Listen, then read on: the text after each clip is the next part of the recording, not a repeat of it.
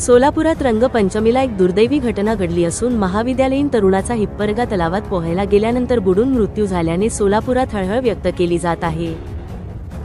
रंगपंचमी असल्याने तरुणाने घरात सांगितले होते की रंग खेळायला जाणार आहे।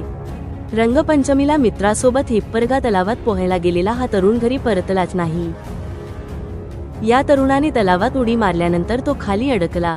एक तरुण पाण्यात बुडाल्याची माहिती गावकऱ्यांना कळाल्यानंतर त्यांनी शोध सुरू केला।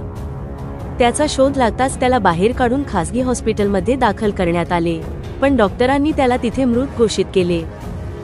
अनिकेत केवल बाबरे, वय 17 वर्षे, राहणार मिलिंद नगर, सोलापूर, असं या महाविद्यालयीन तरुणाचं नाव आहे। अनिकेत बाबरे हा चंडक महाविद्यालयात विज्ञान शाखेत होता। मित्रांसह गेलेल्या अनिकेतचा थेट मृतदेहच घरी आल्याने कुटुंबियांनी एकच आक्रोश केला होता। ऐन रंगपंचमीच्या दिवशीच ही दुर्घटना घडल्याने सर्वत्र हळहळ व्यक्त होत आहे।